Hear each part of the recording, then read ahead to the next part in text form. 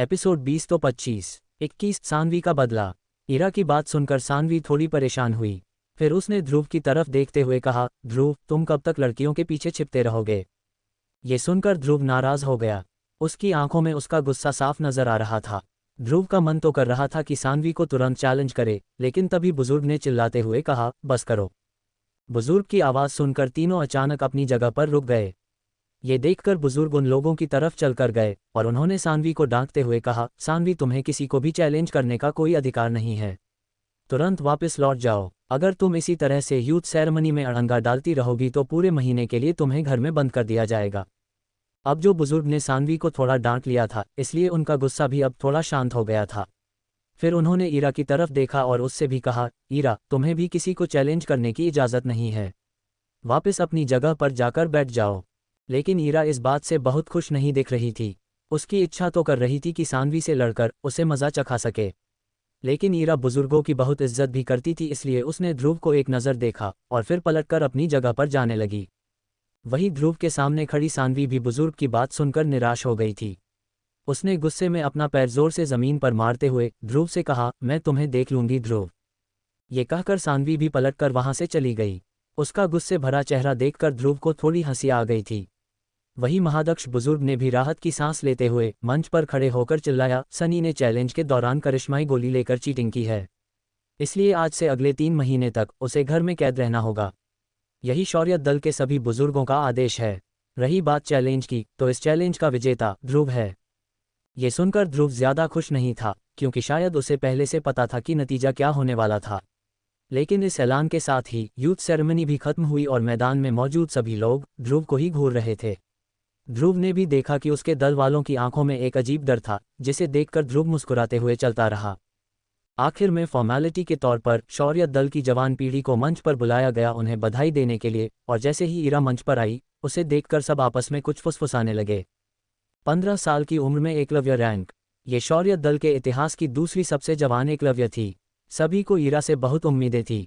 कुछ तो ये भी मानते थे कि शायद शौर्यत दल की अगली लीडर ईरा बनेगी। कुल मिलाकर यूथ सेरेमनी सुबह से शाम तक चली थी और आखिर में लोगों ने खुशी से चिल्लाते हुए मैदान खाली कर दिया। लेकिन जाते वक्त भी लोग ध्रुव की तरफ देख रहे थे, क्योंकि उसने आज जो किया था वो किसी चमत्कार से कम नहीं था।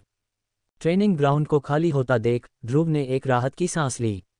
उसे लोगों का ध्यान अपनी ओर करना पसंद नहीं आ रहा था, इसलिए वो चुपचाप चलते हुए बाहर जाने लगा। तभी उसे फूलों की खुशबू के साथ एक आवाज़ सुनाई पड़ी, ध्रुव आज तो तुमने कमाल ही कर दिया। तुम्हें देखकर लोगों का मुंह खुला का खुला रह गया था। ध्रुव ने पलटकर देखा कि ईरा ये कहते हुए मुस्कुरा रही थी। उसकी मुस्कुराहट देखकर ध्रुव के चेहरे पर भी एक हल्की सी मुस्कान आ गई। उसे देखकर ईरा ने आगे कहा, सच कहूं तो मुझे भी भरोसा नहीं था कि तुम्हें तकनीकें पता होंगी, लेकिन तुम तो छुपे रुस्तम निकले। इतनी अच्छी तकनीकें मुझसे छुपा कर रखी तुमने। उसके चेहरे की मुस्कुराहट बयान कर रही थी कि वो ध्रुव की इस काबिलियत से कितनी खुश थी। तभी ध्रुव ने ईरा को जवाब देते हुए कहा, छिपाने के बारे में तुम तो कुछ नहीं कहो, मुझसे कई ज्यादा राज तो तुम्हारे पास हैं। ये कहते हुए ध्रुव मुस्कुरा रहा था, लेकिन ईरा को लगा कि शायद ध्रुव उसके अतीत के बारे में जानना चाह रहा था, इसलिए उसने कहा, अगर तुम सच में मेरे सारे राज जानना चाहते हो तो मुझे बताने में कोई हर्ज नहीं। ये सुनकर ध्रुव ने जवाब दिया, कोई बात नहीं, कुछ राज को राज ही रहने देते हैं, न जाने कब गड़े मुर्दे उठकर कब्र पर नाचने लगे। इस पर ईरा ने कहा, तो फिर कैसा रहेगा अगर मैं तुम्हें कुछ तकनीकें सिखा दूं? ये सुनकर ध्रुव ने ईरा से कहा, वो तो मैं वैसे भी सीखने वाला हूं। कुछ समय में मैं शौर्यत दल की तकनीकों में भी महारत हासिल कर लूंगा। ध्रुव को लगा था कि ईरा शौर्यत दल की तकनीक सिखाने की बात कर रही थी, लेकिन ईरा ने मुस्कुराते हुए उसे बताया, शौर्यत दल की सबसे बड़ी तकनीक इस वक्त क्लास 2 की मिडिल लेवल तकनीक है, और तुम वो सीखने के लिए अभी तैयार भी नहीं हो। फिर अचानक रुककर ईरा अपने बालों के साथ खेलने लगी। ध्रुव जानता था कि ईरा की बात अभी खत्म नहीं हुई थी, इसलिए वो अभी भी उसे ही देख रहा था। ध्रुव का ध्यान पूरी तरह से अपनी ओर करने के बाद ईरा ने अपनी बात पूरी करते हुए कहा, अगर तुम चाहो तो मैं तुम्हें क्लास 2 की हाई लेवल तकनीक सिखा सकती हूँ। कैसा रहेगा? क्लास 2 की हाई लेवल तकनीक? अगर इस तकनीक की बोली लगाई जाए तो उसकी कीमत लाखों में चली जाएगी। और ईरा ध्रुव को ये तकनीक मुफ्त में सिखाने की बात कर रही थी। ध्रुव ने सोचा, अगर वो विदुर से नहीं मिला होता तो शायद उसके और ईरा के बीच ज़मीन आसमान का फ़र्क होता। लेकिन अब क्योंकि ध्रुव कुछ तकनीकें सीख चुका था, इसलिए वो आगे बढ़कर और तकनीकें सीखने को तैयार था। लेकिन एक बात ध्रुव की समझ नहीं आ रही थी कि आखिर ईरा को ये सारी तकनीकें कहाँ से पता चली। तभी ध्रुव ने अपनी अंगूठी को घुमाते हुए ईरा की तरफ देखकर मुस्कुराया। वो जानता था कि जिस मदद की उसे ज़रूरत थी वो उसकी अंगूठी के अंदर आराम कर रही थी। इसलिए ध्रुव ने ईरा को जवाब देते हुए कहा, शुक्रिया ईरा, लेकिन इसकी कोई ज़रूरत नहीं पड़ेगी। मैं खुद के बल पर सबसे ताकतवर बनकर दिखाऊंगा। उसका खुद पर भरोसा देखकर ईरा मुस्कुराती रही, लेकिन इस अटूट भरोसे की कोई तो वजह ज़रूर होगी, और वो वजह का पता लगाने की इच्छा ईरा के मन में जाग रही थी। फिर जैसे कुछ सोचते हुए ईरा ने अपना सिर हिलाया और ध्रुव को अकेले छोड़ने का फैसला किया। वो अच्छे से जानती थी कि ध्रुव को ये बिल्कुल भी पसंद नहीं था कि कोई उसके मामले में टांग अड़ाए, इसलिए उसने ध्रुव से ज़्यादा कुछ नहीं कहा। यूथ सेरेमनी के खत्म हो जाने के बाद ध्रुव को आराम करने का थोड़ा वक्त मिल गया। वो पहले पूरे दिन ट्रेनिंग करता था, लेकिन अब उसने कुछ दिन आराम करने का सोचा था। और हालांकि अमृतधारा के लिए जो जड़ी बूटियां चाहिए होती थी वो उसके पास लगभग खत्म हो गई थी, लेकिन वो जानता था कि अब वो 8वें सितारे पर था। इसका मतलब अमृतधारा अब उसके लिए ज़्यादा फायदेमंद नहीं थी। विदुर ने भी ध्रुव से अमृतधारा बनाने की बात नहीं की और बजाय इसके ध्रुव से कहा कि वो कुछ दिन आराम करके अपने शरीर और दिमाग को आगे की ट्रेनिंग के लिए तैयार करे। ट्रेनिंग का पूरा फ़ायदा उठाने के लिए ये ज़रूरी था कि भारी भरकम ट्रेनिंग के बाद खुद को थोड़ा आराम दिया जाए, नहीं तो बिना ब्रेक के मरते दम तक ट्रेनिंग करते रहने में कोई फ़ायदा नहीं था, बल्कि नुकसान ही था। ब्रेक लेने के बाद ध्रुव के दिन आराम और खुशहाली से गुजर रहे थे, लेकिन ध्रुव, जिसे कड़ी ट्रेनिंग की अब आदत हो गई थी, उसे आराम करना रास नहीं आ रहा था। वो इस ब्रेक से बोर होने लगा था। हर दिन वो ईरा के साथ मेसोडोरिया घूमता, लेकिन चुपके से पहाड़ों पर जाकर अपनी तकनीकों की प्रैक्टिस भी करता। और जब लोग ध्रुव को घूमते हुए देखते तो आपस में उसकी बात करना शुरू कर देते। इस वक्त ध्रुव की बातें पूरे मेसोडोरिया शहर में हो रही थी। कुछ लोग तो उसे झुककर सलाम भी करते थे। ध्रुव उन्हें देखकर मुस्कुराता और ये सोचता कि वक्त और लोग कितने जल्दी बदल जाते हैं। पहले जो लोग सिर उठाकर उसकी बेइज्जती किया करते थे, आज वही लोग अपना सिर झुकाकर ध्रुव को सलाम कर रहे थे। एक दिन ध्रुव ट्रेनिंग के लिए पहाड़ों में गया। वहां जंगलों के बीच वो एक चट्टान से दूसरी चट्टान पर छलांग मार रहा था। फिर और ऊंचा उचक कर उसने जोर लगाकर एक पेड़ के तने पर अपना मुक्का जड़ दिया। मुक्का पड़ते ही पेड़ में दरार आ गई, जो बढ़ते बढ़ते इतनी बढ़ गई कि वो पेड़ टूटकर जमीन पर गिर गया। गिरते हुए पेड़ से बचते हुए ध्रुव ने एक चट्टान पर छलांग मारी। फिर उसने दूसरे पेड़ के पास जाकर उस पर टंगे अपने कपड़े लिए और उन्हें पहनने लगा। उसके चेहरे पर पसीना था और सांसें बढ़ती घटती जा रही थी। कपड़े पहन लेने के बाद ध्रुव ने अपने कपड़ों पर लगी पत्तियों को हाथ से झाड़ते हुए जंगल से बाहर निकलना शुरू किया। तभी ध्रुव को कुछ ऐसा नजर आया जिससे उसकी आंखें हैरानी में बड़ी हो गई। उसने जो नज़ारा अपनी आंखों के सामने देखा था, उसे देखकर पहले तो वो चौंक गया, लेकिन फिर खुद को मुस्कुराने से नहीं रोक पाया। सूरज की तेज रोशनी में उसने देखा कि एक लड़की उससे थोड़ी ही दूरी पर एक चट्टान पर बैठी हुई थी। ध्रुव की नज़र सबसे पहले उस लड़की की लंबी टांगों पर पड़ी जो सूरज की रोशनी में चमक रही थी। वो लड़की कोई और नहीं बल्कि सनी की बहन सानवी थी। ये देखते हुए ध्रुव ने मुस्कुराते हुए उससे कहा, मैं जानता हूँ तुम्हारे पैर खूबसूरत है, इसलिए दिखावा करने की कोई ज़रूरत नहीं। ये सुनकर सानवी के चेहरे पर गुस्सा साफ दिखाई पड़ रहा था। उसने अपने दांत पीसते हुए ध्रुव को जवाब दिया, क्या तुम्हें पता है मैं यहाँ क्यों आई हूँ? इस पर ध्रुव ने मुस्कुराते हुए कहा, जानता हूँ, मुझे मारने के लिए, है न? लेकिन सानवी मजाक के मूड में बिल्कुल नहीं थी। उसने ऊंची आवाज़ में ध्रुव से कहा, तुमने मेरे भाई को इतना बेरहमी से मारा कि अब वो बेचारा बिस्तर से उठ भी नहीं पा रहा। मैं उसकी बहन हूँ और मैं उसकी मार का बदला न लूँ, ये बिल्कुल नहीं हो सकता।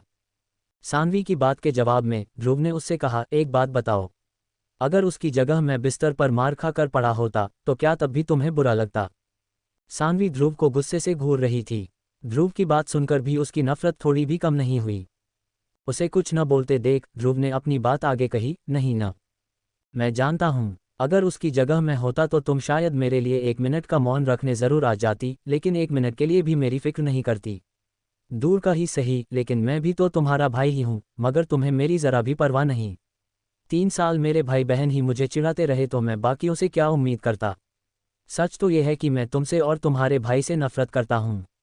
आज से नहीं, बहुत पहले से। तुम लोगों को अपने अलावा किसी की फिक्र नहीं है, इसलिए भाड़ में जाओ।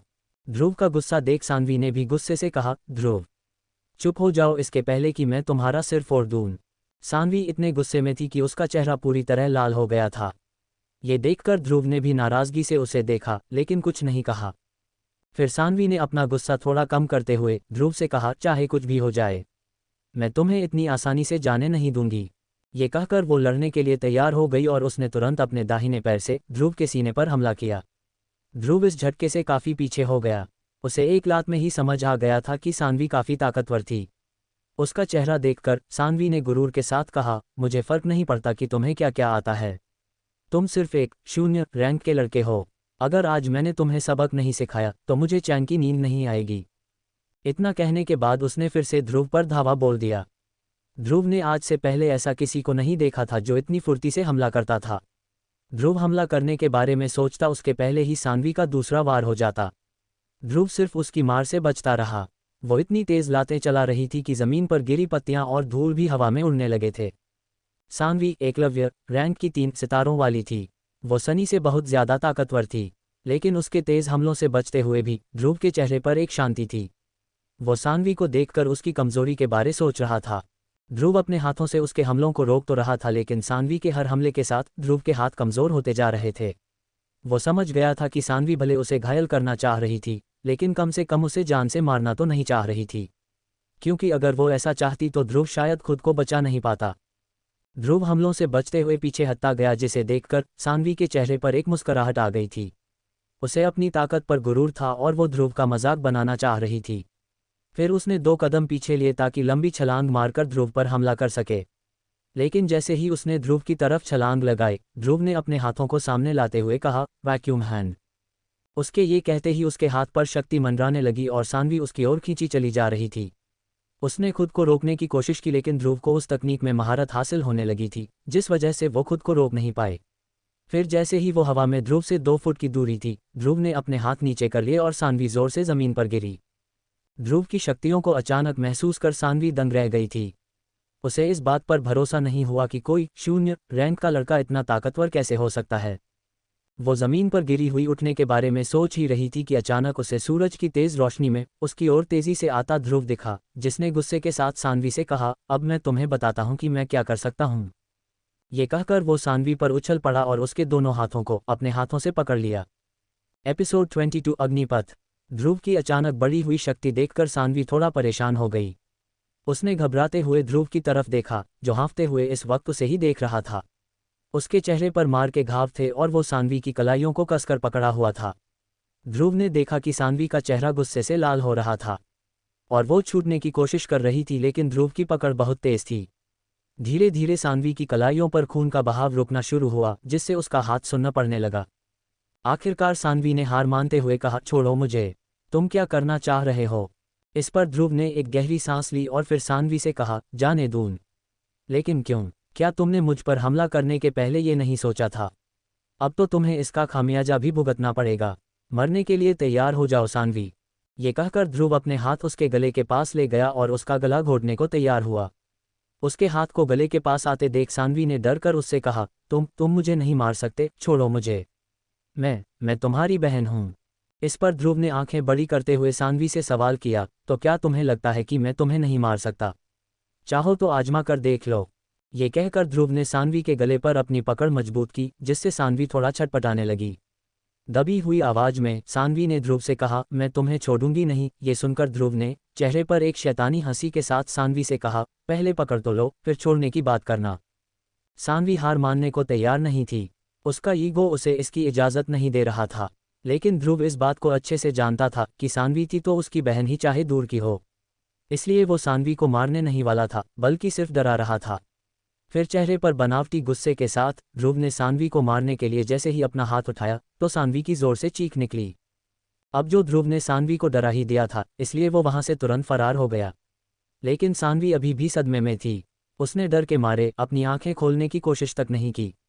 फिर जैसे ही उसे समझ आया कि ध्रुव ने उसका गला छोड़ दिया था, तो सान्वी ने थोड़ी हिम्मत करके आंखें खोली और देखा कि उसके आसपास कोई नहीं था। ध्रुव को आसपास न पाकर सान्वी ने गुस्से से लाल होते हुए कहा, ध्रुव, तुमने मुझसे पंगा लिया है ना? अब तुम्हें इसकी कीमत भी चुकानी होगी। सान्वी का गुस्सा अकेडमी में सब जानते हैं, लेकिन अब ये जानने की बारी तुम्हारी है। इतना कहकर सान्वी खड़ी हुई और अपने कपड़ों पर जमी धूल को झाड़ने के बाद उसने जोर से जमीन पर अपना पैर मारा और वहां से चली गई। वहीं दूसरी ओर ध्रुव पहाड़ों में ही छुपा बैठा था। उसने जैसे ही देखा कि सान्वी वहां से जा रही थी तो ध्रुव ने एक राहत की सांस ली। इस वक्त उसके माथे पर पसीना था, जिसे उसने अपने हाथों से पोंछते हुए कहा, कितना अच्छा लगता है जब आपके पास इतनी ताकत होती है। ध्रुव बचपन से ही सान्वी और सनी से नफरत करता था। न जाने उन्हें देखकर क्यों ध्रुव का खून खौलने लगता था। तभी अचानक मुस्कुराते हुए उसने एक गहरी सांस लेकर खुद को शांत किया और महल वापस जाने के लिए अपने कदम बढ़ाए। ध्रुव जैसे ही जंगल से बाहर निकलने वाला था, उसे अचानक एक पेड़ के पास ईरा दिखी। उसे वहां देखकर ध्रुव ने चौंकते हुए ईरा से सवाल किया, ईरा, तुम यहाँ क्या कर रही हो? ध्रुव की आवाज़ सुनकर उसने मुड़कर देखा कि ध्रुव उसके पीछे खड़ा था। ध्रुव को देखते हुए ईरा के चेहरे पर एक मुस्कुराहट आ गई, जिसके साथ उसने कहा, ध्रुव, मैंने अभी अभी सान्वी को यहाँ से जाते हुए देखा। वो बहुत ज्यादा गुस्से में लग रही थी। कहीं उसके गुस्से की वजह तुम तो नहीं? ये सुनकर ध्रुव ने मुस्कुराते हुए ईरा से कहा, वो तो हमेशा ही मेरी वजह से नाराज रहती है, लेकिन पता नहीं आज क्यों नाराज होगी। ये भी तो हो सकता है कि वो सनी के लिए परेशान हो रही हो। ध्रुव की मुस्कुराहट देखकर ईरा समझ गई कि उसका शक बिल्कुल सही था। उसने ध्रुव की बात का जवाब देते हुए कहा, मैंने देखा है कि तुम अक्सर सान्वी को देखकर बौखला जाते हो। कहीं तुमने उसे जान से मारने की कोशिश तो नहीं की? ईरा ने यह सवाल मजाक में किया था, यकीन उसे नहीं पता था कि उसका अंदाज़ा बिल्कुल सही था। ईरा की बात सुनकर ध्रुव ने अपने कंधे झटकाते हुए कहा, मैंने जानबूझकर कुछ नहीं किया, वो तो उसने ही शुरुआत की थी। उद्धरण चिन्ह अल्पविराम। ध्रुव का जवाब सुनते ही ईरा को हंसी आ गई। सच तो ये था कि ईरा भी सान्वी को बिल्कुल पसंद नहीं करती थी। तभी मुस्कुराते हुए उसे अचानक कुछ याद आया और ईरा ने ध्रुव से कहा, अरे हाँ, मैं तो तुम्हें बताना ही भूल गई, कल शक्ति भवन में हमें अपनी मूल शक्तियों के बारे में जानने मिलेगा। और जाहिर सी बात है तुम भी चलोगे, है ना? ये सुनकर ध्रुव ने अपना सिर हिलाया और ईरा के साथ वहां से चला गया। अगले दिन ध्रुव और ईरा अपनी अपनी मूल शक्ति का पता लगाने के लिए शक्ति भवन पहुंचे और वहां का नज़ारा देखकर ध्रुव एक बार फिर दंग रह गया। सच तो ये था कि ध्रुव ने पहले भी वो हॉल देखा था, लेकिन हर बार उसे देखकर ध्रुव का मुंह खुला का खुला रह जाता। हॉल के सामने सुनहरे अक्षरों में लिखा हुआ था शक्ति भवन, और उस जगह को देखकर साफ समझ आ रहा था कि वो जगह बहुत पुरानी थी। ये जगह पूरे शौर्य दल के लिए सबसे जरूरी जगह मानी जाती थी, और ऐसा इसलिए था क्योंकि शौर्य दल की सारी विशेष तकनीकों और शक्तियों के राज जो उन्हें विरासत में मिली हैं, यहीं पर सुरक्षित रखी जाती थी। और यहीं आपको अपनी मूल शक्ति के बारे में पता चलता था। और क्योंकि ये जगह शौर्य दल के लिए इतनी जरूरी थी, इसलिए इस जगह के चारों ओर पहरेदार तैनात किए गए थे। अगर ये कोई और दिन होता है तो शौर्य दल के मेंबर्स यहाँ भटक भी नहीं सकते थे। लेकिन हर साल ये जगह यूथ सेरेमनी के बाद आम लोगों के लिए खोल दी जाती थी, मगर सिर्फ कुछ दिनों के लिए। इस दौरान शौर्य दल के मेंबर यहाँ आकर युद्ध की तकनीकें सीखा करते थे। वहीं ध्रुव अपनी नज़र घुमाते हुए भवन के चारों ओर देख रहा था। तभी उसे ऐसा महसूस हुआ कि वहां खड़े पहरेदार भवन में आए मेहमानों के एक एक कदम का हिसाब रख रहे थे। कुछ जगहों पर तो ध्रुव को मंडराती हुई शक्तियां भी दिखाई दी, जिससे ध्रुव समझ गया था कि ये जगह शौर्य दल की शक्तियों के लिए कितनी जरूरी थी। तभी पीछे मुड़कर ध्रुव ने ईरा को देखा। फिर दोनों एक दूसरे को देखकर मुस्कुराने लगे। उसके बाद वो लोग चुपचाप में हॉल में आकर खड़े हो गए और बाकी मेंबर्स के आने का इंतजार करने लगे। जैसे ही पूरा हॉल शौर्य दल के मेंबर्स से खचाखच भर गया तो अरेंद्र ने आकर सबके सामने एक ऐलान किया, मैं पहले भी बहुत बार शक्ति भवन के नियम बता चुका हूं, इसलिए मैं दोबारा नहीं बताऊंगा। जो यहाँ नए हैं उन्हें बता दूं कि शक्ति भवन में कदम रखते ही आपके पास 2 घंटे हैं। हर एक मेंबर सिर्फ एक ही खास तकनीक को अपना सकता है, उससे ज़्यादा नहीं। और अगर कोई लालची हो गया तो उसे वो एक खास तकनीक भी हासिल नहीं होगी। ये जगह हमारा अतीत, वर्तमान और भविष्य तीनों है, इसलिए इसका खास ध्यान रखिएगा। ये कहकर अरेंद्र ने सामने मौजूद सभी लोगों को देखा। अपने लीडर की बात सुनकर हॉल में खड़े सभी लोगों ने एक साथ जवाब देते हुए कहा, हम जरूर इसका ध्यान रखेंगे। शौर्य दल का हर मेंबर ये चाहता कि वो सबसे बेहतर तकनीक को अपनाएं, लेकिन उस खास तकनीक का पता लगाना इतना आसान नहीं था। सबकी आंखों में उसे पाने की उम्मीद देखते हुए अरेंद्र ने आगे कहा, अब जो नियमों की बात हो गई है तो हम तकनीकों को ढूंढना शुरू करते हैं। विजयी भव। ये कहकर अरेंद्र एक कदम पीछे हुए और उन्होंने एक ऊंचे पत्थर की ओर देखा जो एक काले कपड़े से ढका हुआ था। उस पत्थर के पीछे एक बड़ा सा दरवाजा भी था, जिसके सामने 2 पहरेदार खड़े हुए थे। फिर अरेंद्र ने जैसे ही वो काला कपड़ा अपनी ओर खींचा तो सबको दिखा कि पत्थर पर एक क्रिस्टल बॉल रखा हुआ था। उस क्रिस्टल बॉल की तरफ इशारा करते हुए अरेंद्र ने कहा, इस क्रिस्टल बॉल के जरिए अपनी मूल शक्ति का पता कर आप सभी अंदर जा सकते हैं। लेकिन एक बात का खास ध्यान रखिएगा, सब लोग अपनी मूल शक्ति वाले रास्ते पर ही चलिएगा और गलती से भी किसी दूसरे की मूल शक्ति वाले रास्ते पर मत चल दीजिएगा, नहीं तो बहुत बुरा हो सकता है।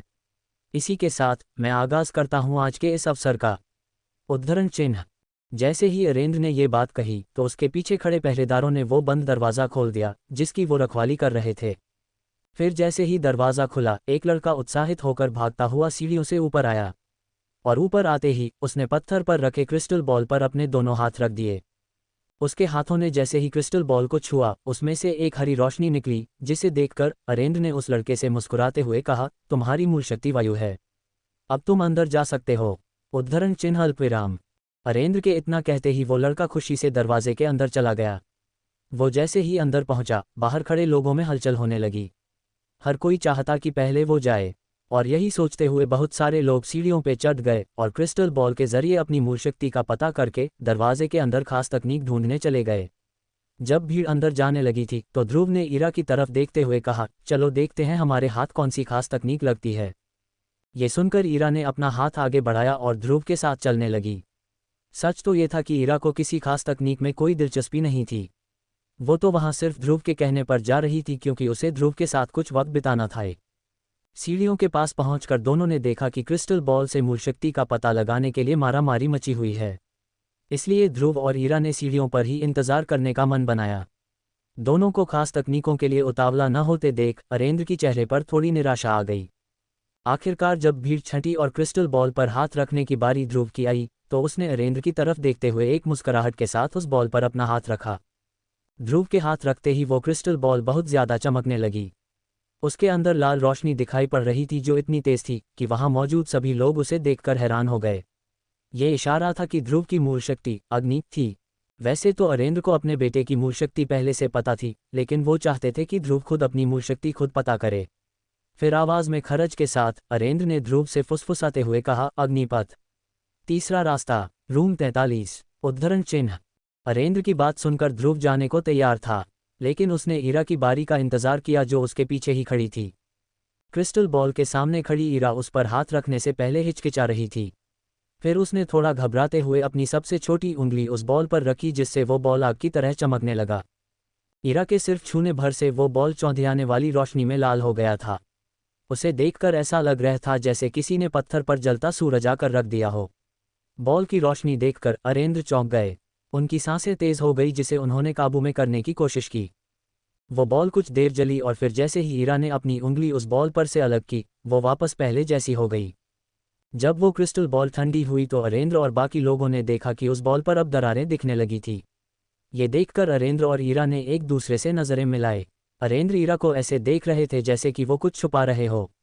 फिर उन्होंने ईरा से कहा, जल्दी करो, अंदर जाओ। वही ध्रुव भी उस क्रिस्टल बॉल को देखकर चौंक गया था। उसे पता था कि ईरा ताकतवर है, लेकिन ये तो कुछ ज्यादा ही हो गया था। तभी उसकी अंगूठी में से विदुर ने फुसफुसाते हुए ध्रुव से कहा, यार ये लड़की तो कमाल है। अगर ईरा की मूल शक्ति लकड़ी होती तो वो जरूर एक बहुत अच्छी हकीम बन सकती थी। विदुर की इस बात पर अपना सिर हिलाते हुए ध्रुव ने ईरा को देखा जो इस वक्त उसकी तरफ ही आ रही थी। जैसे ही ईरा उसके पास आई, ध्रुव मुस्कुराते हुए पलटा और शक्ति की तलाश में जाने लगा। ईरा भी उसके पीछे पीछे जाने लगी। ये देखकर बाहर खड़े अरेंद्र थोड़ा परेशान दिख रहे थे। तभी कांच टूटने की आवाज आई और उन्होंने देखा कि वो क्रिस्टल बॉल, जिसमें कुछ पल पहले दरारें आ गई थी, अब पूरी तरह से टूट चुका था। इस पर आह भरते हुए अरेंद्र ने खुद से कहा, ये लड़की अद्भुत है। ये दिल, दिमाग और खूबसूरती का सही मेल है। ईरा हर मायनों में लारा से अच्छी है, लेकिन इसकी ताकत मुझे थोड़ा डरा रही है। क्या होगा अगर मैं ध्रुव के साथ ईरा की शादी करवा दूं? ये कहते ही अरेंद्र को खुद की बात पर हंसी आ गई और वो जोर जोर से हंसने लगे। उन्हें भरोसा नहीं हुआ कि आखिर वो ऐसा सोच भी कैसे सकते थे। जहां बाहर खड़े होकर अरेंद्र अपनी सोच का मजाक उड़ा रहे थे, वही दरवाजे के अंदर ईरा ने उनकी बात सुन ली थी, जिससे उसका चेहरा लाल पड़ गया था। लेकिन फिर वो मुस्कुराते हुए वापस ध्रुव के पीछे चलने लगी। दरवाजे के अंदर बहुत ज्यादा अंधेरा था, सिर्फ कुछ ही मशालें जल रही थी जिससे कि रास्ता समझ आ रहा था। वहां एक अजीब सी शांति थी जिसमें ध्रुव की नज़र अलग अलग रास्तों पर पड़ी, जिनकी शुरुआत पर लिखा हुआ था कि वो कौन से मूल शक्ति वालों के लिए थे। सबसे पहले तो ध्रुव ने सारे रास्तों की तरफ एक नज़र घुमाए और फिर अग्निपथ के सामने जाकर खड़ा हो गया। तभी उसे कुछ महसूस हुआ और उसने पीछे मुड़ते हुए देखा कि ईरा इस वक्त शर्म से लाल हो रखी थी। ये देखकर उसने ईरा से पूछा, ईरा, सब ठीक तो है ना? ध्रुव के सवाल से जैसे ईरा का सपना टूटा और वो हकीकत में आई। उसने तुरंत ध्रुव से कहा, हाँ मैं ठीक हूँ। मुझे क्या हुआ? अब जल्दी करो, हमें जल्द शक्तियाँ ढूंढनी होगी। ईरा ने ध्यान नहीं दिया था, लेकिन ध्रुव के सवाल से उसका चेहरा और ज्यादा लाल हो गया था। उसने जल्दी से चलना शुरू किया ताकि ध्रुव की नज़र उसके चेहरे पर न जाए, लेकिन ध्रुव उसे अच्छे से देख चुका था और इसलिए उसे समझ नहीं आया कि आखिर ईरा इतनी लाल क्यों दिख रही थी। इस बात को भुलाते हुए उसने सामने दिख रहे अग्निपथ की ओर इशारा किया और ईरा से कहा, चलो अंदर चलते हैं। एपिसोड 23 खास तकनीक। ईरा इस वक्त शर्म से लाल हो रखी थी। उसकी शक्ल देखते हुए ध्रुव ने कुछ सोचा और फिर आगे बढ़ने लगा। इस वक्त ध्रुव के सामने अग्निपथ था जो 5 रास्तों में बटा हुआ था। हर रास्ते पर किसी न किसी दल के मेंबर की परछाई दिखाई पड़ रही थी। तभी ध्रुव ने ईरा को देखते हुए कहा, अग्निपथ, तीसरा रास्ता। लेकिन इस रास्ते पर क्या था इसकी खबर न ही ध्रुव को थी और न ही ईरा को। फिर जैसे ही दोनों ने तीसरे रास्ते पर चलना शुरू किया तो कुछ दूर चलकर उन्हें दिखा कि रास्ते के दोनों तरफ दरवाजे ही दरवाजे बने हुए थे। ये दरवाजे गहरे लाल रंग के थे और सारे दरवाजे खुले हुए थे। उन दरवाजों में एक और समानता थी कि दोनों पर लाल रंग के पर्दे भी चढ़े हुए थे। वो पर्दे शौर्य दल की युवा पीढ़ी के लिए एक आखिरी टेस्ट थे। अगर कोई सच में तकनीक को हासिल करना चाहता था तो उसे इस टेस्ट से गुजरकर सही दरवाज़ा चुनना होता था। शौर्य दल के कुछ लोग पहले ही इन दरवाज़ों के सामने आकर खड़े हो गए थे और दरवाज़ा खटखटा रहे थे, लेकिन हर किसी को एंट्री नहीं मिल रही थी, और जिन्हें एंट्री मिल रही थी उनके लिए बाहर खड़े लोग खुश हो रहे थे, जिसे सुनकर एंट्री न मिलने वाले मन ही मन जलने लगे। ध्रुव और ईरा उस रास्ते पर चलते रहे और अपने दल के लोगों का गम और उनकी खुशी दोनों को महसूस करते चले। फिर चलते चलते ध्रुव एक मोड़ के पास आ गया था जहां उसे दरवाजे का नंबर दिखा, नंबर 37। ये देखकर ध्रुव ने मुस्कुराते हुए कहा, मंजिल अब दूर नहीं। इतना कहते ही उसने अपने चलने की रफ्तार बढ़ाई और सीधा जाकर एक दरवाजे के सामने आकर रुका जिस पर लिखा हुआ था नंबर 43। ध्रुव ने उस दरवाजे को देखकर मुस्कुराते हुए कहा, तो ये है वो दरवाज़ा। उस रास्ते पर करीब 10 और लोग भी मौजूद थे और सभी ये देखकर हैरान हो गए थे कि ध्रुव सीधे 43 नंबर के दरवाजे के सामने आकर रुका। इस दरवाजे का पर्दा बाकी दरवाजों से कुछ ज़्यादा ही मोटा था, जिसकी वजह से अंदर से आती रोशनी न के बराबर दिखाई पड़ रही थी। ध्रुव के पहले भी कुछ लोग इस दरवाजे के सामने आए थे और उन्होंने अंदर जाने की कोशिश भी की थी, लेकिन आखिर में वो नाकाम रहे क्योंकि वो लोग चाहकर भी पर्दे को पार नहीं कर पाए। इस वक्त हर किसी की नज़र ध्रुव पर थी, लेकिन ध्रुव को इससे कोई फर्क नहीं पड़ा। उसने धीरे से अपना हाथ उठाकर उस पर्दे पर रखा। वही ध्रुव के बगल में खड़ी ईरा ये जानती ही कि ध्रुव अरेंद्र के बताए रास्ते पर ही चल रहा था, इसलिए मजाक करते हुए उसने कहा, ध्रुव, ये गलत बात है। अरेंद्र अंकल ने अपने बेटे का फ़ायदा करवाया लेकिन बाकियों का नहीं। देखो, सबको अपना रास्ता खुद ढूंढना पड़ रहा है। लेकिन ध्रुव इस वक्त मजाक के मूड में नहीं था। उसे डर था कि अगर गलती से भी किसी ने ईरा की बात सुन ली तो उसके पिता के खिलाफ सख्त कार्रवाई होगी, जो वो बिल्कुल नहीं चाहता था। इसलिए ध्रुव ने फुसफुसाते हुए ईरा से कहा, ईरा, न तुमने कुछ सुना या देखा और न ही मैंने, समझी। लेकिन ईरा तो मुस्कुराने से खुद को रोक नहीं पा रही थी। वो उस अंधेरी जगह पर ध्रुव के साथ अकेली थी जिससे वो बहुत खुश थी। उसे इतना खुश देखकर थोड़ी दूरी पर खड़े लोग भी उसकी तरफ देखने से खुद को रोक नहीं पाए। आखिर इतनी मुश्किल घड़ी में भी ये लड़की कैसे हंस सकती है।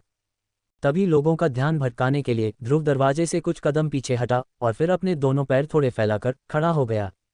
फिर उसने एक गहरी सांस लेते हुए अपनी आंखें बंद की और दोनों हाथों को मुट्ठी में बदल दिया। तभी उसके शरीर के आसपास शक्ति मंडराने लगी। वही गिरा चुपचाप दीवार से सटकर खड़ी थी। उसकी आंखें ध्रुव पर गड़ी हुई थी जो अपनी शक्तियों को इकट्ठा कर रहा था। उसे देखकर ईरा की आंखों में एक सुनहरी चमक सी आ गई। तभी ध्रुव ने अचानक अपनी आंखें खोली और हवा में गोल घूमने के बाद उसने उस पर्दे को देखकर उस पर जोर से अपना हाथ मारा और कहा, ऑक्टेन ब्लास्ट। ध्रुव का हाथ पड़ते ही उस मोटे पर्दे पर दरारें पड़ने लगी जिसे सब देख रहे थे, और जैसे ही वह दरारें पूरे पर्दे तक फैल गई वो पर्दा कांच की तरह टूटकर बिखर गया। वहां मौजूद लोगों ने पर्दे टूटते हुए देखे और वो हैरान हो गए। फिर ध्रुव ने एक राहत की सांस लेते हुए अपने हाथ को झटका जिससे हड्डी चटकने की आवाज़ आई। वही उसके बगल में खड़ी ईरा टूटे पर्दे को देखकर खुशी से ताली बजने लगी। उसने उत्साह में अपना सिर हिलाते हुए कहा, ये तो बहुत अच्छी तकनीक है, लेकिन देखना यह है कि इस दरवाजे के पीछे छुपी खास तकनीक कैसी होगी। उसकी बात सुनकर ध्रुव ने उससे कहा, हाँ, ऑक्टेन ब्लास्ट ठीक ठाक तकनीक है। उसकी बात सुनकर आसपास खड़े लोग परेशान हो गए। सभी के लिए ऑक्टेन ब्लास्ट एक बहुत लाजवाब तकनीक थी, लेकिन ध्रुव के लिए तो ये सिर्फ एक ठीक ठाक तकनीक थी। लोगों को नज़रअंदाज करते हुए ध्रुव ने ईरा से कहा, चलो ईरा, अंदर चलकर वो खास तकनीक देखते हैं। उद्धरण चिन्ह। इसके बाद जैसे ही दोनों दरवाजे से अंदर हुए उन्हें महसूस हुआ कि कमरे में ज़्यादा अंधेरा नहीं था, लेकिन आगे बढ़कर दोनों ने देखा कि उस बड़े से कमरे के एक छोटे से हिस्से में रोशनी थोड़ी कम थी। और वही एक पत्थर पर एक गहरे लाल रंग का कागज रखा हुआ था। उस कागज को कांच के एक बॉक्स में सुरक्षित रखा गया था। ध्रुव ने आगे आते हुए चमकती आंखों के साथ उस बॉक्स को उठाकर अलग किया और फिर कागज उठाकर उसे पढ़ना शुरू किया। कागज की पहली लाइन पढ़ते ही ध्रुव के चेहरे पर एक उदासी आ गई। उसने उसी उदास चेहरे के साथ ईरा से कहा, क्लास 1 हाई लेवल तकनीक, फ्यूरियस फ्लेम। मैंने तो सोचा था कि कोई ताकतवर तकनीक मेरे हाथ आएगी। ये सुनकर ईरा ने उसे जवाब देते हुए कहा, तुम शायद जानते नहीं हो लेकिन ये तकनीक बहुत ताकतवर है। और ये शौर्य दल की सबसे अच्छी तकनीक है। तुम्हें तो खुश होना चाहिए कि अंकल ने तुम्हारे लिए इस तकनीक को चुना। ये सुनकर ध्रुव की उदासी गायब हुई और उसके चेहरे पर एक मुस्कुराहट आई। उसके बाबा ने उसे दल की सबसे शक्तिशाली तकनीक के काबिल समझा था और उस बात पर उसे गर्व हो रहा था। लेकिन तभी ईरा ने अपना हाथ आगे लाते हुए ध्रुव के हाथ से वो लाल कागज छीन लिया। ईरा की इस हरकत पर चौंकते हुए ध्रुव ने कहा, ईरा, तुम ये क्या कर रही हो? इस पर ईरा ने चेहरे पर हल्की सी परेशानी के साथ कहा, ध्रुव, मैं जानती हूं कि ये तुम्हारी शुरुआत के लिए अच्छा है और आगे जाकर तुम और ताकतवर तकनीकें सीखोगे। लेकिन मेरा मानना है कि सबसे पहली खास तकनीक शक्तिशाली होनी चाहिए। और सच तो ये है कि क्लास 1 की हाई लेवल तकनीक थोड़ी कमज़ोर तकनीक है। ध्रुव ने ईरा की बात सुनकर मुस्कुराते हुए अपना सिर हिलाया। वो जानता था ईरा उसके भले के लिए ही ये कह रही थी। उसकी मुस्कुराहट देखकर ईरा ने चुटकी बजाई और उसके हाथ में अचानक एक और लाल कागज आ गया। ईरा ने जादू से लाए गए लाल कागज को देखा और ध्रुव से कहा, इसमें है क्लास 2 की हाई लेवल तकनीक, फ्लेम मैनिपुलेशन। मैं जानती हूं तुम अपने बाबा की चुनी तकनीक सीखना चाहते हो, लेकिन तुम एक आम लड़के नहीं हो ध्रुव। तुम्हारी काबिलियत सभी से ज़्यादा है। तुम्हारे भविष्य के लिए यही सही रहेगा अगर तुम आज क्लास 1 की तकनीक छोड़कर क्लास 2 की तकनीक अपना लो। ईरा की बात में दम था और ध्रुव इस बारे में सोचने लगा। उसने देखा ईरा के एक हाथ में क्लास 2 की ताकतवर तकनीक थी और दूसरे हाथ में पिता द्वारा चुनी गई क्लास 1 की तकनीक। फिर उसके दिमाग में एक ख्याल आया और उसने मुस्कुराते हुए ईरा के हाथ से क्लास 1 की तकनीक वाला कागज ले लिया। ये देखकर ईरा थोड़ी नाराज हुई। उसने ध्रुव को समझाने की कोशिश करते हुए कहा, लेकिन ध्रुव। तभी ध्रुव ने उसकी बात बीच में काटते हुए कहा, मैं जानता हूं तुम बिल्कुल सही कह रहे हो ईरा, और मैं तुम्हारे इस ऑफर के लिए दिल से तुम्हारा शुक्रगुजार हूं, लेकिन मैं फिलहाल के लिए क्लास 1 की तकनीक से काम चला लूंगा। और रही बात ताकतवर तकनीक की, तो वो मैं खुद के बल पर हासिल करके रहूंगा।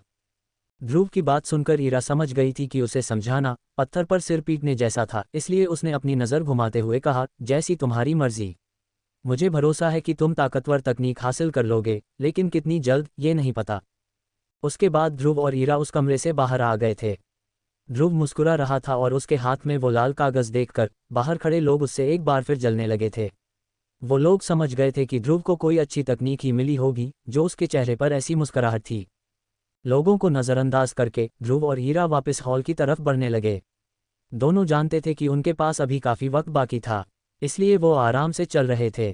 क्योंकि शक्ति भवन आमतौर पर लोगों के लिए बंद ही रहता था, इसलिए वो अच्छी तरह से शक्ति भवन को देखना चाहते थे।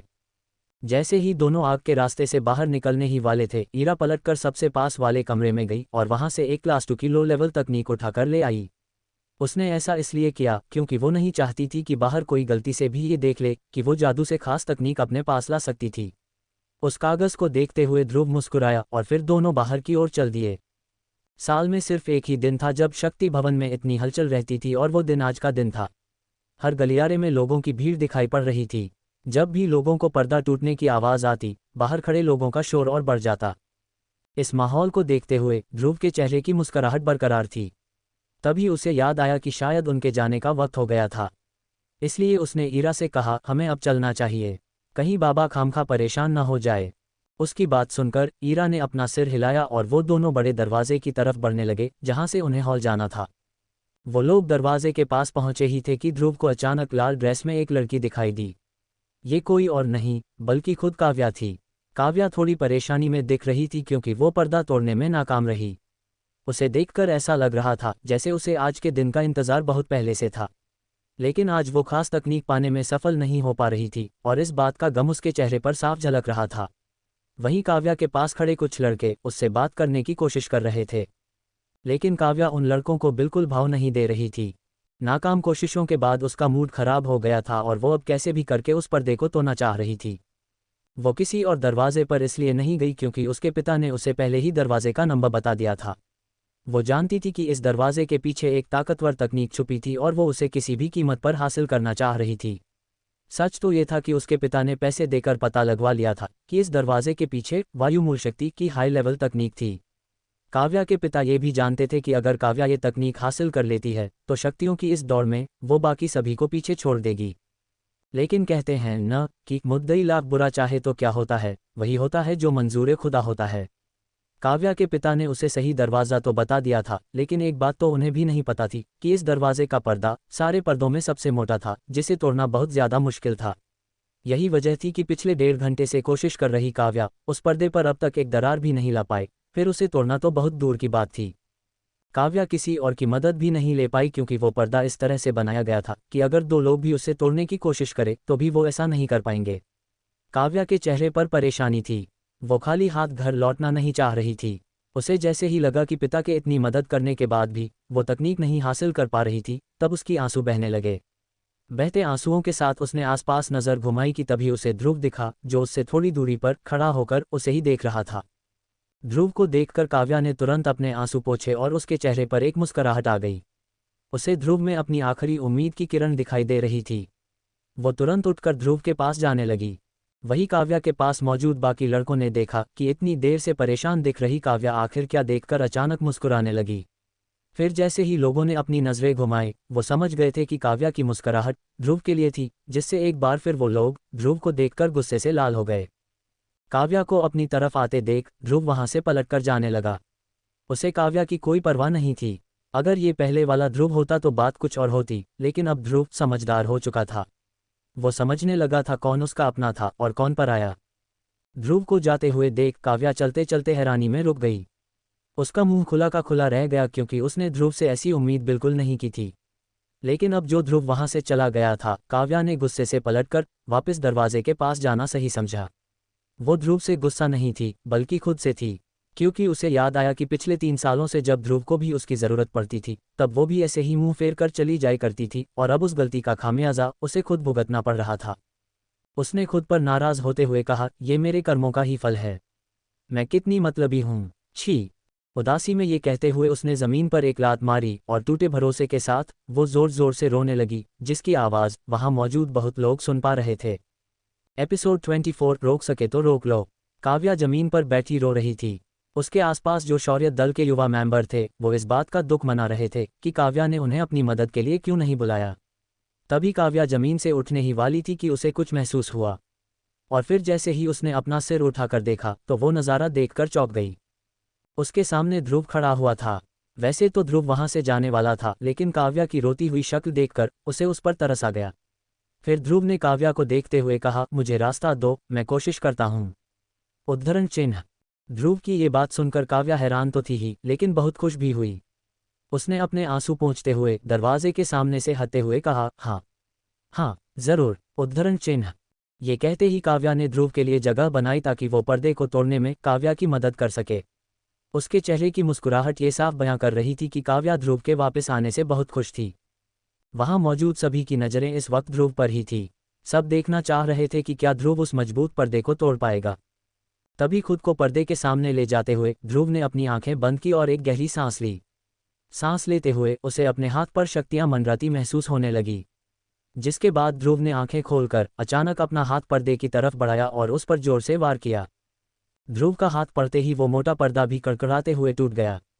ये देखकर सब दंग रह गए थे।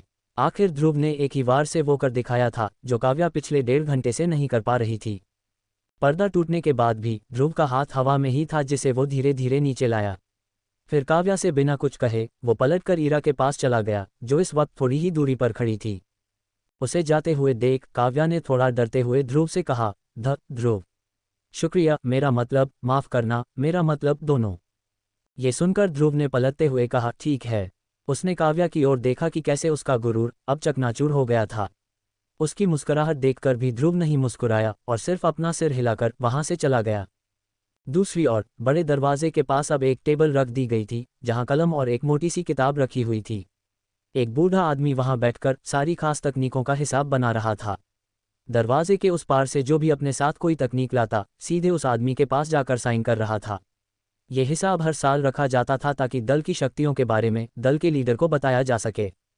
इस वक्त वहां तकरीबन 10 पहरेदार इकट्ठा हो गए थे ताकि कोई बिना साइन के तकनीक चुरा न ले जाए। शौर्य दल के बहुत से युवा मेंबर्स इस वक्त लाइन में लगकर उस आदमी के सामने खड़े हुए थे। वो सभी बारी बारी उस मोटी किताब में तकनीक लिखकर उसके सामने अपना साइन कर रहे थे। शक्ति भवन से तकनीक ले जाने की यही तरीका थी जो सबको पहले ही बता दिया गया था। आखिर शक्ति भवन कोई मामूली जगह नहीं थी, बल्कि शौर्य दल की सारी शक्तियों और तकनीकों का भंडार था। ये वो शक्तियां और तकनीकें थीं जो सदियों से दल के पूर्वज इकट्ठा करते आ रहे थे। ये शक्तियां और तकनीकें ही शौर्य दल की बुनियाद थी और इसलिए इसकी खास सुरक्षा का ध्यान रखा जाता था। शौर्य दल की एक खासियत थी कि इस दल के तकनीकी कागज एक खास तरह के कागज से बने थे। इस कागज पर इस तरह का जादू किया गया था कि अगर कोई बाहर का आदमी इन्हें जोर जबरदस्ती से चुराने की कोशिश करता है तो वो कागज अचानक कोरे हो जाएंगे। इसका मतलब तकनीक का राज ही रहेगा। लेकिन अगर कोई बहुत ज्यादा ताकतवर हो और जादू का तोड़ भी जानता हो तो ये जादू किसी काम नहीं आएगा। लेकिन कोई इतना ताकतवर होकर क्लास 1 या 2 की तकनीकें क्यों चुराएगा? इसलिए ये तकनीकें अब तक सुरक्षित हैं और शायद आगे भी रहेंगी। कम से कम दल के सारे लोग तो यही मानते हैं। लोगों की लाइन लगभग खत्म ही होने वाली थी और अब साइन करने की बारी ध्रुव की थी। उसने आगे आकर अपनी जेब से गहरे लाल रंग का कागज निकाला और उस बूढ़े आदमी को पकड़ा दिया। उस कागज को देखकर वो बूढ़ा आदमी चौंक गया। उसने किताब से अपनी नज़र हटाते हुए ध्रुव को देखा और उसे देखते ही सोचा, इस तकनीक की सुरक्षा 9 सितारों वाली ताकत कर रही थी। आखिर इस लड़के में कितनी ताकत है? आखिर ये लड़का कैसे अपनी ताकत से हर बार लोगों को चौंका देता है? ये सोचकर उन्होंने फिर से किताब में देखते हुए उस तकनीक का हिसाब बनाया। किताब में देखते हुए उन्होंने ध्रुव से एक सवाल किया, तुम्हें नियम तो पता है न? पहला नियम है कि ये कागज गलती से भी किसी और दल के हाथ में नहीं लगना चाहिए, नहीं तो कुछ बहुत बुरा हो जाएगा। दूसरा नियम है कि तुम्हें ये कागज 1 साल बाद लौटाना होगा, चाहे तुम तकनीक सीख पाओ या न सीख पाओ।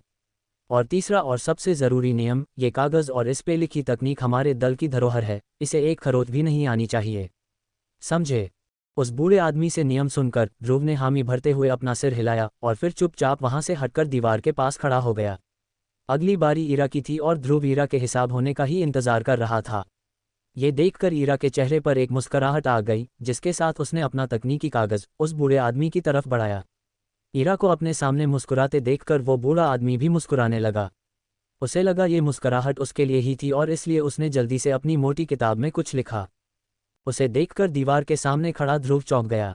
उसे अंदाजा भी नहीं था कि ये बूढ़ा आदमी मुस्कुरा भी सकता है, क्योंकि ईरा के पहले उसने ऐसा एक बार भी नहीं किया था। हल्की सी नाराजगी के साथ ध्रुव ने अपनी उंगलियां चटकाए और चुपचाप खड़ा रहा। वो जानता था कि उस आदमी को कोई कुछ नहीं बोल सकता था, क्योंकि वो शक्ति भवन का रखवाला था। वहां रखी सारी तकनीकों और शक्तियों के हिसाब उसके पास ही थे और इसलिए वो दल के 3 सबसे बड़े बुजुर्गों में आता था। ध्रुव ने लोगों से सुना था कि इसे दल के लोग पत्थर दिल कहा करते थे, और इस आदमी ने अब तक सारे युवाओं से बिना हंसे ही बात की थी, लेकिन ये ईरा की तरफ कुछ ज्यादा ही मेहरबान हो रखा था। इस वजह से ध्रुव की ये जानने की इच्छा और बढ़ गई कि आखिर ईरा असलियत में थी कौन। ध्रुव को याद आया कि कैसे हर बार ईरा इस सवाल से बच जाया करती थी कि वो कौन है और कहाँ से आई है, लेकिन वो सवाल अब तक ध्रुव के दिमाग घूम रहा था। तभी ध्रुव ने देखा कि ईरा मुस्कुराते हुए चलकर उसकी तरफ आ रही थी। फिर दोनों साथ चलते हुए शक्ति भवन के मुख्य द्वार से बाहर निकले। जैसे ही वो दोनों बाहर आए, ध्रुव को ताज़ी हवा महसूस हुई और उसने रुककर एक गहरी सांस ली, जिससे उसके चेहरे पर एक मुस्कुराहट आ गई थी। लगभग 2 घंटों से वो दोनों शक्ति भवन के अंदर थे, जहां दोनों को घुटन सी होने लगी थी। तभी ध्रुव को गहरी सांस लेते हुए देख एक भारी आवाज ने उससे पूछा, क्या हो गया ध्रुव? ध्रुव ने अपनी आंखें खोलकर देखा कि अरेंद्र उसके पास ही खड़े थे। अरेंद्र ने ध्रुव और ईरा को मुख्य द्वार से जाते हुए देख लिया था और उनका पीछा करते हुए वो यहाँ तक आ पहुंचे। ध्रुव ने देखा कि इस वक्त अरेंद्र के चेहरे पर एक मुस्कुराहट थी और नतीजा जानने का उत्साह भी। ये देखकर ध्रुव ने धीरे से अपनी जेब से एक लाल कागज निकालकर खुशी से चिल्लाया, मुझे वो खास तकनीक मिल गई। वो लाल कागज देखकर ध्रुव के पिता बहुत खुश हुए। उन्होंने उसी खुशी के साथ ध्रुव से कहा, ये तो बहुत अच्छी खबर है ध्रुव, मुझे तुम पर गर्व है कि तुम इस तकनीक को हासिल कर पाए। इस वक्त तीनों बहुत खुश नजर आ रहे थे। इसी खुशी में अरेंद्र ने ध्रुव से आगे कहा, अब जो तुम्हारे पास शौर्य दल की खास तकनीक है, तो तुम भी इस दल के रखवाले बनने के लिए तैयार हो। लेकिन इसके पहले तुम्हें एकलव्य रैंक हासिल करना होगा, जो मुझे पूरा भरोसा है कि तुम बहुत जल्द ही हासिल कर लोगे। पिता की बात सुनकर ध्रुव ने मुस्कुराते हुए अपना सिर हिलाया और वो लाल कागज वापस अपनी जेब में रख लिया। उस कागज को रखते ही ध्रुव के दिमाग में एक सवाल आया, न जाने इस तकनीक में ऐसी क्या खास बात है। आखिर है तो ये एक क्लास 1 की तकनीक ही। फिर उसे ये सोचते हुए हंसी आ गई कि एक क्लास 1 की तकनीक सदियों से उसके दल की रक्षा कर रही थी।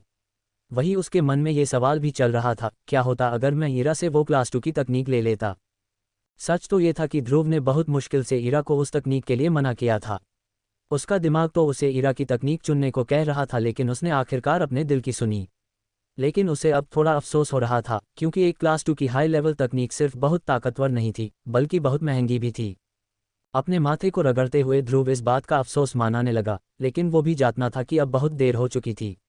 ध्रुव की हिम्मत नहीं हो रही थी कि वो ईरा से वो तकनीक मांगे। तभी उसकी अंगूठी के अंदर से विदुर ने कहा, फिक्र मत करो ध्रुव, कुछ क्लास 1 की खास तकनीकें ऐसी भी होती हैं जो क्लास 3 की तकनीकों से भी ताकतवर होती हैं, और इसलिए वो खास होती हैं। ये सुनकर तुरंत ध्रुव ने अंगूठी को देखते हुए कहा, तो क्या मुझे जो क्लास 1 तकनीक मिली है वो क्लास 3 से ज़्यादा ताकतवर है? ध्रुव ने उत्साहित होकर ये सवाल पूछा था।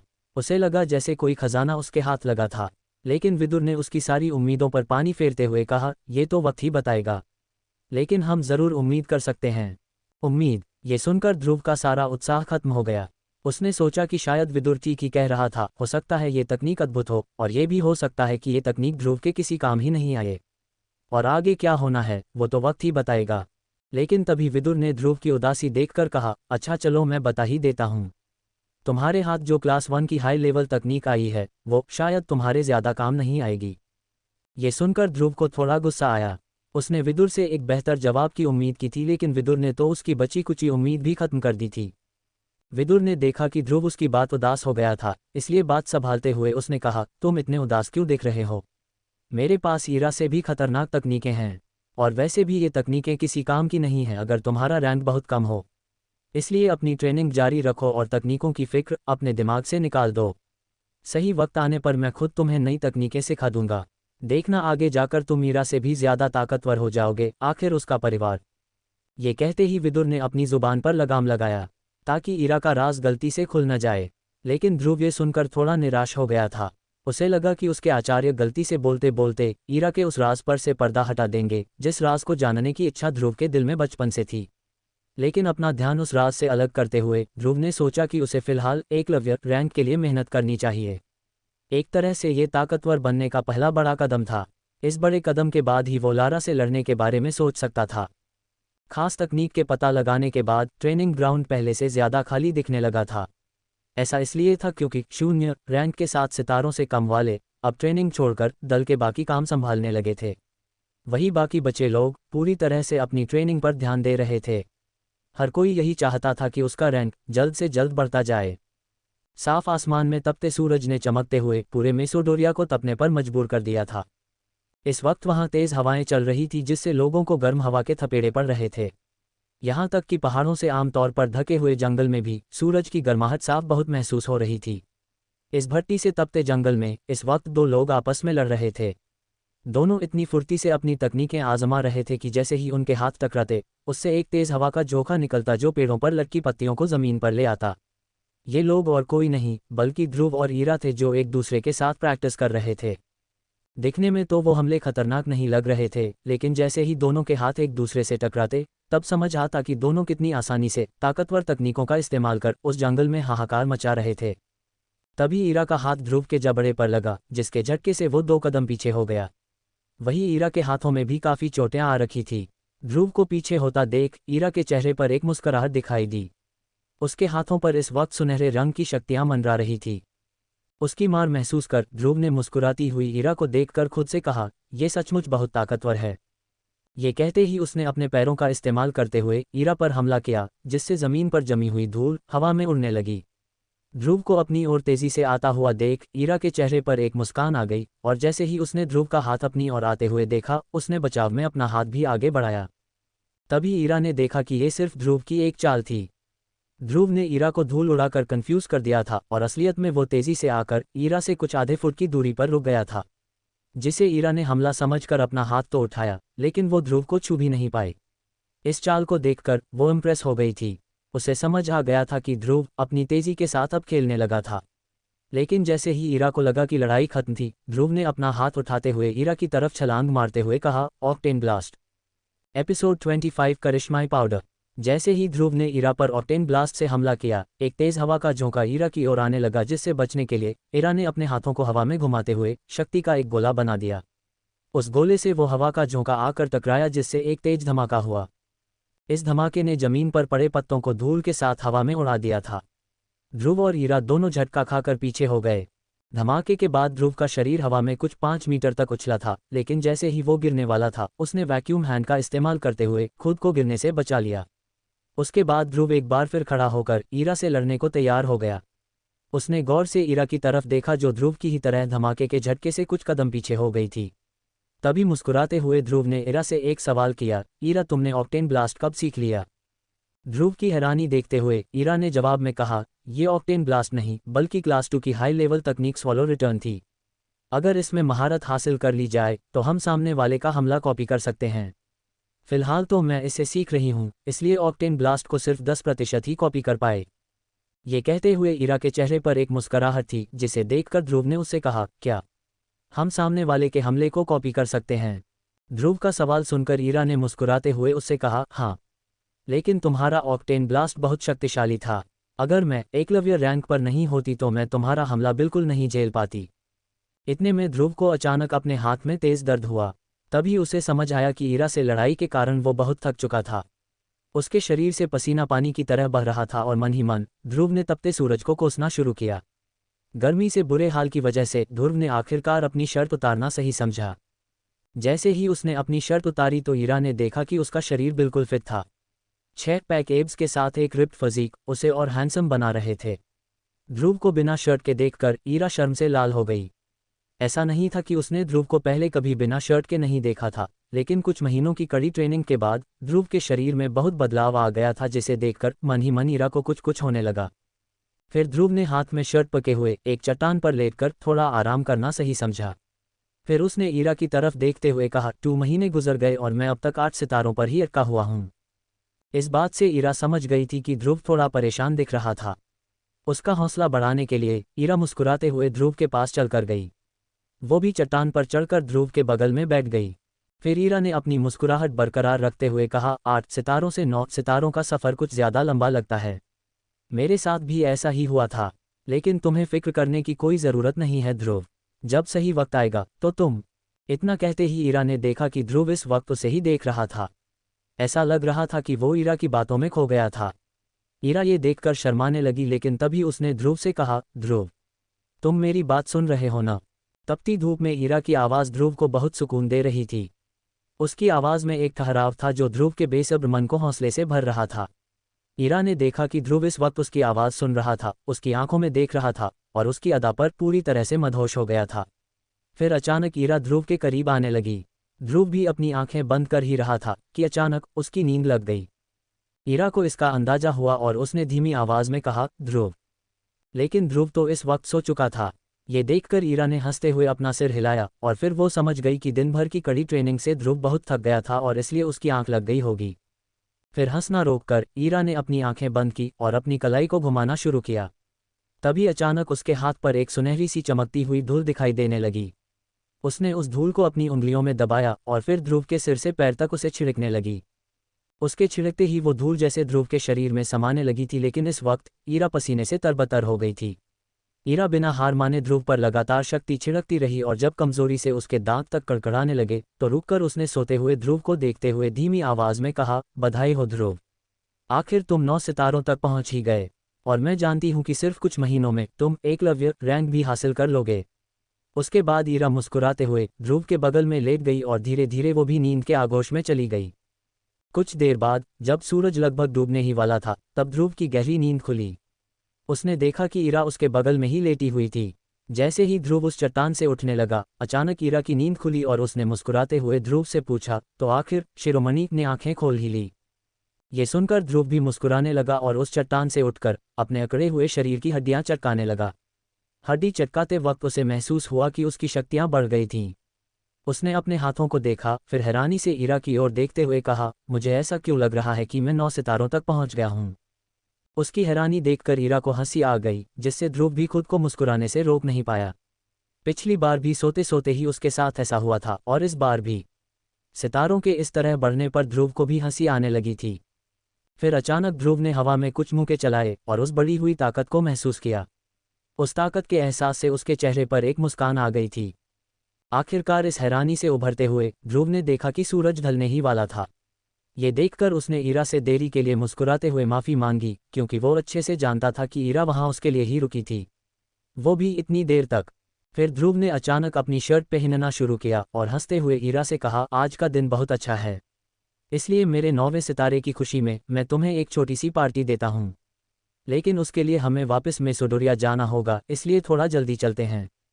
उसकी बात सुनकर ईरा ने भी मुस्कुराते हुए कहा, छोटी मोटी नहीं, बहुत बड़ी पार्टी चाहिए मुझे। एक तो तुमने मुझे इतना इंतज़ार कराया, उसका क्या? इस पर ध्रुव ने चालाकी से जवाब दिया, उसकी पार्टी मैं अगली बार दे दूंगा, अभी पैसों की थोड़ी कमी है। इस बात से दोनों जोर जोर से हंसने लगे और उनकी हंसी पूरे जंगल में गूंजने लगी। लेकिन सच तो ये था कि ध्रुव तहे दिल से ईरा का शुक्रिया अदा करना चाहता था, इसलिए बाजार में एक ट्रीट देने के अलावा उसने ईरा की पसंद की कुछ चीज़ें भी उसे तोहफे में दी। ध्रुव की किस्मत अच्छी थी कि ईरा को ज़्यादा महंगी चीज़ें पसंद नहीं आती थी, इसलिए उसे अपनी जेब ज़्यादा ढीली नहीं करनी पड़ी। पार्टी के बाद वो लोग घर आ गए थे। ध्रुव आखिरकार अपने कमरे में आकर उछलते हुए बिस्तर पर लेट गया। उसके चेहरे पर सितारों के बढ़ने की खुशी साफ झलक रही थी। धीमी आवाज़ में उसने खुद से कहा, आखिरकार मैं जल्द ही एक बार फिर से एकलव्य बन जाऊंगा। ध्रुव ने इतना कहा ही था कि उसे एक बूढ़े आदमी की हंसने की आवाज़ सुनाई दी। उस आदमी ने हंसते हुए ध्रुव से कहा, जिसमें ईरा का एक बहुत बड़ा हाथ होगा। हाथ क्या, मैं तो कहता हूँ कि पूरा शरीर ही होगा। आज वो ही तो तुम्हें 9 सितारों तक लाई है। ये सुनकर ध्रुव की खुशी हैरानी में बदल गई। उसने अपनी अंगूठी को देखते हुए उस बूढ़े आदमी यानी विदुर से सवाल किया, मैं कुछ समझा नहीं। ईरा मुझे 9 सितारों तक लाई है से आपका क्या मतलब है? तभी उसकी अंगूठी में से एक आत्मा जैसा आदमी बाहर आकर ध्रुव के कमरे में रखी एक कुर्सी पर बैठ गया। फिर उसने ध्रुव को देखते हुए कहा, मेरा मतलब सिर्फ वही नहीं लाई है, तुमने भी बहुत मेहनत की है ये मुकाम हासिल करने के लिए। लेकिन विदुर की बात आगे जानने के लिए ध्रुव ने उनसे कहा, लेकिन क्या आचार्य? कहना क्या चाहते हैं आप? इस पर विदुर ने साफ जवाब देते हुए ध्रुव को बताया, लेकिन अगर वो तुम्हारी मदद नहीं करती तो तुम्हें 9 सितारे हासिल करने में शायद एक हफ्ता और लग जाता। उसकी ये बात कमरे में गूंजने लगी। ध्रुव ये सुनकर तुरंत बिस्तर से उठा और आचार्य विदुर की तरफ देखते हुए उसने कहा, इसका मतलब ईरा ने मुझे जादू से? ध्रुव को हैरान होते देख विदुर के चेहरे पर मुस्कुराहट आ गई। वो समझ गए थे कि ध्रुव आखिर उनकी बात समझ गया था। लेकिन इस बात का दुख मनाने की जगह ध्रुव ने विदुर को देखते हुए कहा, अगर मैं मान भी लूं कि इस एक सितारे के पीछे ईरा का हाथ है तो भी क्या फर्क पड़ता है? फिलहाल मैं 9 सितारों तक ही पहुंचा हूं, मुझे एकलव्य रैंक हासिल करने में कम से कम 5-6 महीने का तो वक्त लगेगा। आचार्य, मैं पहले ही 1 साल गंवा चुका हूं, मुझे नहीं लगता कि मैं 3 सालों में लारा जितना ताकतवर बन पाऊंगा। ये सुनकर विदुर ने देखा कि ध्रुव हताश हो गया था, लेकिन फिर भी उन्होंने कुछ नहीं कहा। उनकी चुप्पी देखते हुए ध्रुव ने ही आगे कहा, लारा की ट्रेनिंग अंबर दल की लीडर के साथ होती है, और क्योंकि वो अंबर दल में है इसका मतलब लारा सबसे ताकतवर लोगों में से एक है। अंबर दल के पास तो शांडिल जैसा अव्वल दर्जे का हकीम भी है। अगर गलती से भी शांडिल ने लारा की मदद कर दी तो हो गया सत्यानाश। इस वक्त विदुर ध्रुव को देखकर ये सोच रहे थे कि वो कठिनाइयों से कितना जल्दी परेशान हो जाया करता था। वो खुद को रोक नहीं पाए और जोर से हंसने लगे। उन्हें हंसता देखकर ध्रुव को समझ नहीं आया कि इतनी गंभीर बात पर कोई कैसे हंस सकता है। तभी उसने अपना मुंह फेर लिया, जिसे देखकर विदुर ने उसकी ओर बढ़ते हुए कहा, जिस अव्वल दर्जे के हकीम की तुम बात कर रहे हो मैं उसे अच्छी तरह से जानता हूँ। वो शांडिल सिर्फ एक 6 सितारों वाला हकीम है। न जाने उसे लोग गोलियों को राजा क्यों कहते हैं। गोलियां बनाने के अलावा उसे और क्या आता है? कुछ नहीं। विदुर की बात सुनकर ध्रुव के गंभीर चेहरे पर एक मुस्कुराहट आ गई थी। इस वक्त ध्रुव समझ गया कि विदुर कोई आम हकीम नहीं बल्कि बहुत पहुंची हुई चीज थे। शांडिल को मार्कस में गोलियों का राजा कहा जाता था, लेकिन विदुर तो उसका ऐसे मजाक उड़ा रहे थे जैसे वो कोई गोलियों का राजा नहीं बल्कि गोलियों का जोकर था। फिर अपना हाथ आगे बढ़ाते हुए विदुर ने ध्रुव से कहा, कल कुछ चीज़ें खरीदने के लिए तैयार हो जाओ। सबसे पहले हम खरीदेंगे करिश्माई शरबत का राज, जो होता है करिश्माई पाउडर में जिससे वो शरबत बनाया जाता है। वैसे वो पाउडर होता तो बहुत कड़वा है, लेकिन ताकत बढ़ाने में करिश्माई शरबत से बहुत ज़्यादा असरदार साबित होता है। और मुझे नहीं लगता कि लारा जैसी बिगड़ल लड़की कभी इतनी कड़वी चीज़ खाने को तैयार होगी।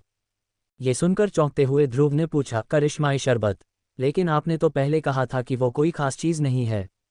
इस बात पर मुस्कुराते हुए विदुर ने ध्रुव से कहा, जानता हूँ, पहले मैंने झूठ कहा था, और ऐसा इसलिए क्योंकि उस वक्त तुम इतने ताकतवर नहीं थे जितने आज हो। उस वक्त अगर तुम करिश्माई शरबत या पाउडर लेने की कोशिश करते तो तुम्हारा शरीर उसकी शक्ति संभाल नहीं पाता और फिर तुम कभी एकलव्य नहीं बन पाते।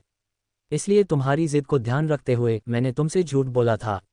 लेकिन अब जो तुम मेरी उम्मीद से ज़्यादा ताकतवर हो गए हो, इसलिए वक्त आ गया है कि तुम करिश्माई पाउडर का इस्तेमाल करो। ध्रुव ने उसकी बात सुनकर सोचा कि शायद आचार्य सही कह रहे थे। आज ध्रुव जो कुछ भी था वो आचार्य विदुर की वजह से ही था, इसलिए उसने उनसे और कोई सवाल नहीं पूछा। लेकिन अगर ये पाउडर इतना ही कड़वा था जितना कि विदुर बता रहे थे तो उसे खाना भी बिल्कुल आसान नहीं होगा। लेकिन आचार्य विदुर पर भरोसा रखकर वो इस चुनौती के लिए तैयार हो गया। मगर जैसे ही आचार्य विदुर ने उसे सामान की लिस्ट पकड़ाई तो वो लिस्ट देखकर ध्रुव की आंखें फटी की फटी रह गई। 50 साल पुराने 4 नीले गुलाब, 2 सांप के जहर वाले फल, 20 साल पुरानी आयुर्वेदिक दूब का एक गुच्छा और एक जलमूल शक्ति का जादुई पत्थर। ये पढ़कर ध्रुव हैरान होने के साथ साथ थोड़ा घबरा भी गया था कि आखिर वो ये सब सामान लाएगा कैसे। तभी उसकी शक्ल पर 12 बजते हुए देखकर विदुर ने ध्रुव से कहा, क्या बात है, कोई दिक्कत? फिर जैसे ध्रुव अचानक विदुर पर फूट पड़ा और उसने कहा, कोई दिक्कत? अरे 50 साल पुराने नीले गुलाब की कीमत कम से कम 3000 सोने के सिक्के होती है, और ये सिर्फ एक की कीमत है। और सांप के जहर वाला फल, पहला बात तो मैं इसे लाऊं कहाँ से, और अगर मान लेते हैं कि गलती से ये किसी बाजार में मिल भी गया तो कम से कम 8000 सोने के सिक्के तो लगेंगे एक फल खरीदने में। और क्या, हाँ, 20 साल पुरानी दूब। साहस कहूँ तो अपनी जिंदगी में मैंने सिर्फ एक बार ऐसे दूब को देखा है, और वो भी नीलामी के वक्त। और पता है उसकी शुरुआती कीमत क्या थी? 10,500 सोने के सिक्के। अरे आचार्य, इस लिस्ट की सबसे सस्ती चीज़ तक मेरे लिए बहुत महंगी है। इस वक्त अगर मैं कुछ लेने का सोच सकता हूं तो वो जलमूल शक्ति वाला जादुई पत्थर ही है। लेकिन उसके लिए भी मुझे 2000 सिक्के खर्च करने होंगे। कुल मिलाकर इन सब का खर्चा होगा 50,000 सोने के सिक्कों से ज़्यादा। 50,000 सोने के सिक्के। आचार्य, आखिर मैं इतने पैसे लाऊंगा कहाँ से? ध्रुव को इतना परेशान होते देख विदुर ने गौर से उसे देखा और कहा, सच कहूँ, इन सामानों को इकट्ठा करना तुम्हारी परेशानी है, मेरी नहीं। मेरा काम सिर्फ सबसे अच्छा पाउडर बनाने का है। ये सुनकर ध्रुव को गुस्सा आ गया। वो अपनी मजबूरी विदुर को समझाने की कोशिश कर रहा था, लेकिन विदुर के माथे पर इस बात को लेकर एक शिकन तक नहीं दिखाई दी थी। तभी ध्रुव ने गुस्से में बड़बड़ाते हुए कहा, आचार्य आप ठीक तो हैं? अरे मैं कह रहा हूँ कि हर चीज़ का दाम बहुत ज़्यादा है। अगर सच में मुझे बहुत सारे पाउडर की ज़रूरत है तो शायद पूरे शौर्य दल के खजाने में इतने सोने के सिक्के नहीं होंगे जितने आप सामान खरीदने के लिए चाहते हैं। उद्धरण चिन्ह अल्पविराम। तभी ध्रुव को कुछ याद आया और उसने बहुत निराश होते हुए अपने तकिए के नीचे से एक हरे रंग का कार्ड निकाला और विदुर से कहा, मेरे पास तो सिर्फ 10,000 सिक्के बाकी हैं जो हमने अमृतधारा बेचकर कमाए थे, और इतने में तो शायद एक ही चीज़ आ पाए। आगे की कहानी सुनने के लिए हमारे चैनल AI स्टोरी अंकुश को सब्सक्राइब करें।